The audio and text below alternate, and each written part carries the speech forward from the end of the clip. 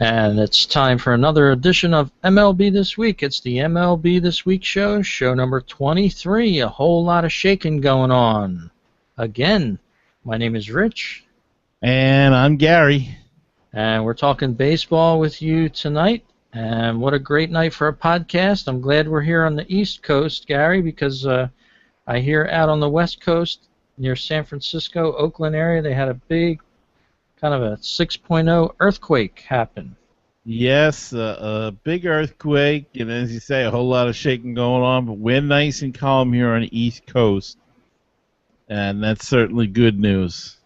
Yes, indeed. There was a tweet by Mike Trout in the morning. Apparently he was waken up by this earthquake. He was on the 18th floor of the Anaheim Angels hotel room. They're playing the Oakland A's this weekend, and he was jarred out of sleep, and he was commented that it was a very, very odd experience to be jarred out of your sleep like that. Well, he's a Jersey boy, so that was totally different for him. Yeah, and it's amazing. And I have a friend out there, and he put on Facebook earlier today that there was no damage where he is, and he lives in San Francisco, so I think there's the worst of it probably, I believe they said, was in Napa Valley and north of San Francisco slightly, you know. But Yeah.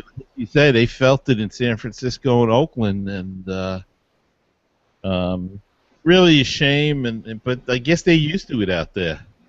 Yeah, Trout had 485 retweets on that, which he just sent out probably about 5-6 hours ago, and over 2,200 people favorited that tweet.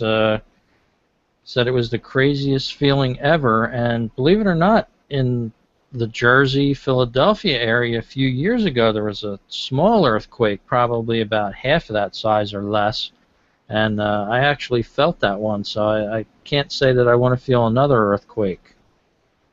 No, yeah, we had one here as well, and yeah, you don't want to feel that kind of thing. Yeah, it's just not right. But the actually, and Mike Trout's connection to the earthquake syndrome out there in California is an interesting one. I was doing a little research before the show, and did you know that on the night that Trout signed his extension with the Anaheim Angels, the team was playing the Dodgers at the time, and they had a 5.1 earthquake that was felt inside Chavez Ravine, of course, where the Dodgers play at Dodger Stadium, at around 9:11 p.m. There was a batter, A.J. Ellis, batting in the Dodgers' sixth inning, and a small tremor hit the ballpark there, and even Vin Scully announced it on the air. He said a tremor, and only that, thank goodness. So Mike Trout started an earthquake then with that big contract that he signed, and now he's up in San Francisco feeling earthquakes. So I don't know if that's a sign for him. Well, I know he's got a powerful bat, but that might be taking it a bit too far. Yeah, he should come back east here maybe and play for an East Coast team. There you go. Well, you have a story, something about the Cubs being affected by health care in the United States. Well, Rich, you know, we don't like to get into any political issues, but earlier this week, the Chicago Cubs grounds crew really had a disaster on their hands. If you're watching the video, you can see the picture up there. As the rain poured into Wrigley Field, they were unable to cover the playing surface with a tarp in time, and the field really was a mess. The game was called because of the mismanagement. Their opponents, the San Francisco Giants, protested the game after it had been called a win for the Cubs, and the Giants won the protest. It was the first successful protest in Major League Baseball in 28 years. But the whole episode was cast in a new light on Thursday when the Chicago Sun-Times reported that the Cubs had slashed workers' hours to keep them under 30 hours a week to avoid paying health care benefits under Obamacare. So I guess they were cutting it close and didn't make it here. And citing numerous sources with direct knowledge, the Sun-Times reported that the Cubs had sent home 10 grounds crew workers early in the night of the Tuesday game that ended in a disaster. And at least part of the reason, per the newspaper sources, is that the team had been trying to keep seasonal workers under 30 hours as the Affordable Care Act takes effect. A spokesman for the Cubs, which are reportedly worth $1 billion and one of the most profitable team in baseball, didn't refute the claims when asked by the Sun-Times, but he denied personnel changes were responsible for the field tarp incident. And, a lot of people of a political view may think that, the Affordable Care Act isn't going to affect anything or affect anything major. But here we see it affecting Major League Baseball in a first protest in 28 years. And really, you see it throughout your daily life now where restaurants and everybody else is cutting their crews or hiring people part-time instead of full-time so they don't have to pay for the health care. And this is going to be a trend that continues. We're going to pay more. They'll raise the ticket prices. Doesn't matter if they're worth $1 billion or what they're worth, the Cubs. If they don't want to pay it out, they're going to find other ways to save money or to raise the revenue, and that's usually higher ticket prices. So it really is going to affect all of us. Yeah, it's first that I heard this story. I know that they said there was a delay in getting the tarp on field, and now I understand why. Looking at the picture that we rolled there for the video portion of the show here, by the way, that you can watch on YouTube. Just search out MLB This Week, or you can go to our website, MLBThisWeek.com. We have a link there and videos that we put up. But yeah, it only looked like a handful of people there getting the field in shape and trying to prevent the rain from ruining the field before it did. And yeah, I could understand that baseball saw that for what it was. I'm very surprised that the Cubs would actually penny pinch. I'm just wondering how the Cubs fans feel about that. Well, I think you're going to see it across a lot of businesses, though, because I just think a lot of companies are going to feel it's up to them to what they wish to offer, and these are seasonal employees. And what do you do? If you notice, there's probably a full-time ground crew, but in the summertime they hire a lot of college kids to help.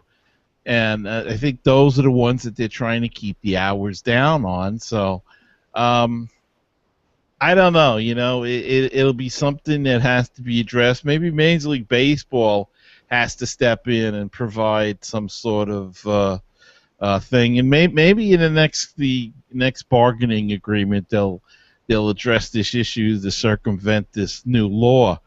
But didn't help for them the other night, and didn't end up hurting them, though, because they played a double hitter. They played the rest of that game and another game, and the Giants lost that game anyway, and then proceeded to win the second game. But just that field was a mess, and yeah. It happened so fast, and it's going to happen other places, maybe. Yeah, you usually see a rain delay. You see maybe 20, 25 people rolling out onto the field. There was only about half of that or less in the Chicago incident there. And yeah, when I did read about it, the game was under protest. I kind of thought to myself, oh, well, maybe it's sour grapes on the part of the other team. They're blaming the Cubs. But yeah, now I see why it was very warranted. You only have a handful of people out there covering the field. But kind of a sad commentary, really, about the way companies are treating employees, the people that make the money and Yeah, they act like they're down to their last nickel, for crying out loud. And it's just, it's government telling companies what to do. It's like it's got the whole spectrum there, it's the companies penny pinching and the government telling them what to do, and it's not a good situation. And like I said, hopefully maybe the next bargaining agreement, somebody will have the guts to step up and come up with some sort of plan to either circumvent this or do something. Yeah, well, over to another empire closer to your home, Gary. We have a story on the Yankees. I doubt they're penny pinching, one of the biggest baseball teams in America, but they retired a number over the last week, and surprise to me here, they took a long time to retire this number. Joe Torre's number 6 was retired, and the headlines were, "There'll never be another New York Yankee with a number 6 on his back." Pre-game ceremony on Saturday, the Yankees officially retired the Hall of Fame manager who wore the number 6, honoring his steady hand for the team's 4 World Series titles in 5 years straight. Actually, they owned baseball towards the end of the 90s there. They went all the way through, and it just seemed like every year the Yankees were winning this World Series, and Joe Torre was congratulated with a retired jersey. Yeah, I don't know what they're going to do, because after next year, I'm sure that they'll retire Jeter's number 2, and they'll have no more single digits to wear. And I don't know what they're going to do. Maybe they're going to have like 6A or whatever. Like the racetrack. Yeah, yeah. I'm always curious though why Torre. I don't think does anybody know why he picked to wear 6, because I remember his playing days. I think he wore 15. So where 6 came in, I don't know. But that would have saved had he wore 15 or something, that would have saved a single digit number for somebody else. But they may have to do what some other teams do and just say, well, these are honored numbers, but they're not going to be retired anymore. We're going to take them out of the mothballs. I mean, of course, there's a couple, 3, 4, and 5. They should never unretire the number. Ruth, Garrick, and DiMaggio. But I don't know. You can make an argument for all of them. How can you take them out? But 9, I could make an argument to take it out. Roger Maris, he was a great player, broke the home run record, but was he fantastic Yankee worthy of his number being retired? I don't really think so, but that's the Yankees. So yeah, and of course this brings to, let's see, number 15 retired numbers for the Yankees altogether. And as you said, when they retire Derek Jeter's number 2, that will be all of the low numbers from 1 to 10 being retired now that Joe Torre has number 6 retired. But the rule was instituted in 1937 by Major League Baseball when they made it a requirement for teams to issue numbers. Before then, it was sporadic. Sometimes teams did and sometimes they didn't. But it'll be interesting to see what happens, especially with Jackie Robinson's number 42 retired with all the teams. Pretty soon you're going to run out of numbers. So unless you have 77, 78, like football numbers. Yeah. And sorry, Rich, as you said though, they made it official to have numbers, and what a lot of players did, especially the way Ruth got number 3 and Garrett got number 4, was that that's where they batted in their lineup. Mm-hmm. So I guess there was no attachment to numbers there then, like there is now. So they just took the position in the lineup, and there you go. And that was their number. Yep. We're going to swing over to Cleveland now, and they're honoring a few of their roots. Yeah. Well, apparently, there's a park in Cleveland that the Indians played for many years, many years ago, uh, and it was in a not so well traveled East Side neighborhood of Cleveland. But the persistence and the memory of a longtime Cleveland councilwoman kept a dream alive to bring back to life the park where Cy Young threw the first pitch in 1891 and where Babe Ruth hit his 500th home run. And last Saturday, the city and baseball fans, or this yesterday actually, celebrated its reopening. Fannie Lewis, the Cleveland councilwoman, died in 2008, but those who No, knew never. No.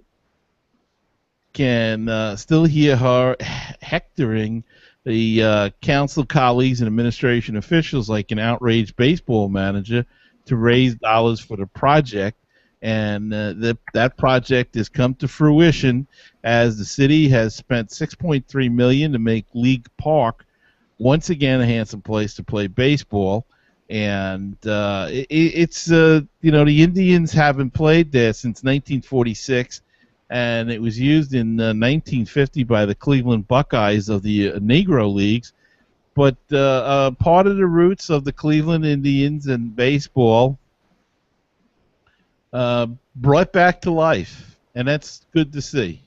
Yeah, it's very good to see. We had a online guest that was watching the show jump into the show. If anybody heard some sound effects there on Google Plus, sometimes people can jump in and join in if you allow them to. We had our forum open tonight, but the gentleman stopped by and didn't quite say anything to us. But yeah, it's interesting to see that. I love history in baseball. And did you happen to see the Detroit original field, Gary, that's set up in Detroit? The old Tiger Stadium or Briggs Field spot? Yeah, the original Tiger Stadium. It still stands. And there's nothing standing there, but it's just the lot that they played baseball in, and it's just a field with bases on it and things like that. But that's the original stadium. They still keep it as a field, and it just looks like a sand lot that kids would play on, but that was the original Tiger Stadium. Yeah, there's an interesting story there. There was a group of fans and I think baseball aficionados and as you say, sandlot amateur players that are trying to keep that area alive. And again, it's not in the best of neighborhoods in Detroit, but it's they keep it. They mow it and keep it in the best of shape as they could, and it's all volunteers, and that's a fantastic effort that they're putting out in Detroit. Yes, indeed. Well, we want to invite our listeners to stop on by the website. It's MLBThisWeek.com. You can send us an email on a story you'd like to hear. If you want us to talk about a specific topic, just send us an email. I believe the email address is talk@MLBThisWeek.com. You can send it right in to us. I know Gary's had some emails in the past about his hats that certain people want him to wear. To change hats every show. That was a request, and Gary is honoring that. Tonight he has a MLB, looks like an all-star hat on, so we're still honoring that request, and send them in. You never know. Yes, it is. And don't forget, you can get the show on audio if you don't catch the video on YouTube. Get the audio at baseballtalkradio.com, and it's also available on iTunes and Stitcher Smart Radio. And Stitcher now is getting into a lot of Android phones and, of course, into automobiles. Some of the newer automobiles, you can get Stitcher right through the dashboard. I don't know how it works, and unfortunately my car's a year or so, 2 years old, and don't have that facility, but I hear they're getting into the newer cars, so check that out as well. Very good. Stitcher Radio, it's a great place to check out podcasts. And Gary, I was going to talk a little bit about MLB odds and some teams that are favored to win the World Series, but I think I'll skip that story until next week. I'm going to pick this story up instead. It seems like it's been 25 years since Pete Rose has been banished from baseball, and lately around the Philadelphia area we've had the pleasure of having Mike Schmidt as an announcer on some of the Phillies home games. He usually does the Sunday games, and I see in a national article that was published just today for the Associated Press, Mike Schmidt has a column for the Associated Press, and he had a whole column on Pete Rose, and he's calling for Pete Rose to time to answer the question, which is, are they going to admit him back into baseball? So it's a very interesting read. If you have a Sunday paper that has a Associated Press feed, you'll probably be able to read it, or if you just want to Google Mike Schmidt and Pete Rose, it'll probably come right up for you. But Pete Rose and Mike Schmidt, they go back a long way together, and Schmidt has been sticking up for him for years. It's an amazing thing that he still stands by him, even though Pete Rose is 73 years old now. He's quite a bit older than Mike Schmidt. But Schmidt is calling for him to be reinstated into baseball. Well, it's interesting, and you know, it's guys like Schmidt and other guys that played in that era that are going to start taking over the Veterans Committee, and it may be a different mindset as we go along. You know, some of those guys that were 80 and 90 years old that were on that committee and have since passed, they've got to get filled in by other guys, and those guys may have different attitudes toward what Pete Rose did. I'm sure nobody is really happy with what he did, but they may just have the attitude that he served his time, as you said, and now's the time to allow him at least back into the game, into the good graces, and you know, we'll have to see what the new commissioner does next year. I'm sure this issue is going to come up next year very early. Once he gets sworn in or whatever they do, he takes over, and be interesting to see what he decides. Yeah, if anything, he may just sweep it under the rug and, you know, carry along the lines that baseball has for the past 25 years, is kind of dance around the issue. But Schmidt going to bat for his old teammate. Of course, they won the World Series in 1980 together with the Phillies. But a nice long article in the Associated Press, which is around the country in different newspapers. I'm sure you'll be able to read that, and it's a great read. So we'll have to see, like you said, Gary, will the new commissioner allow this, or will he even entertain it?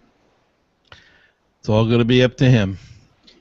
So our final story of the evening here, the Red Sox going to be looking for a Cuban outfielder soon. Well, according to Jesse Sanchez and Ian Brown of MLB.com, the Red Sox are close to finalizing a 7-year, $72 million deal, which would be a record for an international free agent, with this Castillo that came out of Cuba, another Cuban outfielder, and this would be, as I said, the highest contract that anybody's of an international player, and it could happen sooner than later, though now there is a report that the Tigers are in the running for this guy, and they might sneak in there. But, you know, this guy Castillo, he's speedy with a sneaky, powerful bat, and he becomes the latest Cuban to make a high profile and eventually a high price leap to the MLB, along with Cespedes, Abreu, and Yasiel Puig. They have come to the U.S. and are making quite a bit of money. And I don't know if they're like refugee status or what the deal is, or is part of their salary go back to Cuba, or what that kind of deal is. But I think I know Puig had an interesting story and I can't recall the whole thing at this point in time, but he was like, or he claimed he was being held kidnapped or hostage or something in the Dominican. I forget what it was all about. But I think he's got some agent that's really robbing him blind or taking a big cut of his salary, and whether he decides to give it to him or the agent ends up in prison or whatever, it's soon, we'll see what happens with that story. But another Cuban outfielder and a Cuban player, and there's going to be another one coming up, a shortstop, I believe, that people are interested in. So the Cuban ball players are, I don't know if you'd say they're invading our shores, but they're coming in a wave and making lots of dough. Yeah, I would think that's a good analogy there. It's been reported the Red Sox are going to sign him for 7 years, $72.5 million. Mm-hmm. And here's a guy that's never stepped on a major league field, so you don't know what he's going to do. It's a big gamble for the Red Sox, but apparently they're all looking for the next Yasiel Puig, as you said, Gary, and that's what's got all this interest in the Cuban players all of a sudden. And like you said, it's amazing that there's not more emphasis on American players to me. I mean, there's got to be good players out there, and I just don't understand how they get passed up for these guys that have never even played in this country. Well, yeah, and there's Major League Baseball was talking about a surprising lack of African American players in the lower majors also now, and yet if you watched any of the Little League World Series, there was a lot of good teams there with a lot of good African American players on it. So we'll see if they stick to it. They may play at that level, and but there is an effort to bring Little League and baseball back to the inner cities, and one in Philadelphia and Chicago that's been very successful. So we'll see what happens with that. But you're right. It's like we found another marketplace.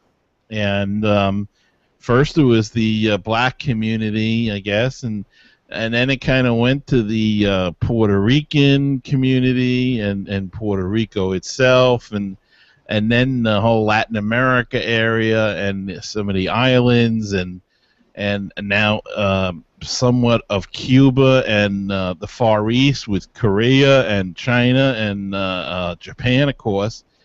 And now maybe we're coming back around. We're coming back to Cuba. Maybe we'll come up the coast to the USA again. And as much as they say the game is not being played like it used to be, still a lot of kids, still a ton of people playing, and I just think just the fact that a few years ago, they used to say the pitching was watered down in baseball from expansion and stuff, and now pitching is dominating again. That every team's got a couple of guys that are throwing 95, 99 miles an hour. That used to be so rare years ago.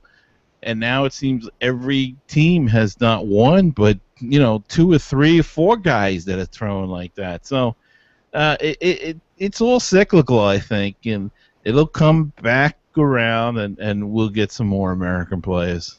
Yeah, it looks like all the players from Cuba are defecting. They have to outright defect and escape from Cuba, in effect, as you said, with Yasiel Puig. His quest to get to the United States was a dangerous one. It's no different with Castillo here. He was a professional baseball player in Cuba for 5 years, but he's also being represented, by the way, by Jay-Z and his Rock Nation Sports. So it's interesting how the rich get richer and move into sports management. Well, and then he's going to get some of the top free agents in the beginning because everybody's going to think it's pretty cool to be with Jay-Z, and and we'll see how he does. I mean, he could do very well in this, endeavor, and I'm sure he hired some very sharp people there. Like you said, the rich get richer, and they just spread it to a different area. Yes, they do. Well, that about wraps up our show for this week. We hope you enjoyed what we had to offer. Some stories you might not have heard. Just for the last minute here or two, I think I'll go through some of the standings just to see if they've changed in a week's time. At AL East, it's Baltimore Orioles still holding a lead, 6-game lead over the New York Yankees. In the Central, American League Central, it's the Kansas City Royals. They have a 2-game lead on the Tigers, Gary, and I didn't see that happening. Yeah, they've come out of nowhere. Had that, I think, a 10-game winning streak, and that really catapulted them back into the race, and they're hanging in there. So that's going to be one to watch. Yeah, Royal Baseball starting to crank it up, and maybe Detroit's run out of gas. They're 70-59, 2 games back now behind the Royals. Out west for the American League, it's the LA Angels in a dead heat with the Oakland A's, and it's fitting that they'd be playing tonight on ESPN Baseball out there. And that's another race that we thought a few weeks ago that, Oakland was a lock-in, it seemed. Had a big lead, and the Angels made up the ground, and now they're in a dead heat, and this is going to be very interesting to watch, especially with the L.A. losing their star pitcher, and there's a couple of things going on now we have to see because the Mets just put Bartolo Colon on waivers, and if he clears, there could be some interesting campaigning for a trade to get him sent to either L.A. or, L.A. in general, because the Dodgers could certainly use some pitching as well. Yeah, so Bartolo probably heading west. In the National League, it's the East Nationals with a 8-game lead over the Braves. Even though the Braves are 7-3 in their last 10, the Nationals top that. They're 9-1 in their last 10 games. They go on to play the Phillies for 3 games in their next series. Over in the Central, National League Central, it's still the Milwaukee Brewers. They're 1.5 games up on the Cardinals. Cardinals losing 2 out of 3 to the Phillies this weekend. The big surprise for them, they fell a game and a half back behind the Brewers. And out west, as you said, it's the LA Dodgers with a comfortable 4.5 game lead on the Giants. Yep, and again, it's there's still some good races left there. That Milwaukee and St. Louis, but Milwaukee continues to stay on top, and you have to wonder, will that hurt them going into the playoffs because they're battling so much now to keep that position. But you got to give them credit. A lot of people didn't think they were for real, and here we are, almost to September, and they're still on top. Yep, only 5 weeks left in the season. Well, thank you for tuning in to this edition of MLB This Week, and Gary will be talking to our listeners next week with a whole lot of great new stories. Certainly will. Have a great week, Rich, and all the folks out there.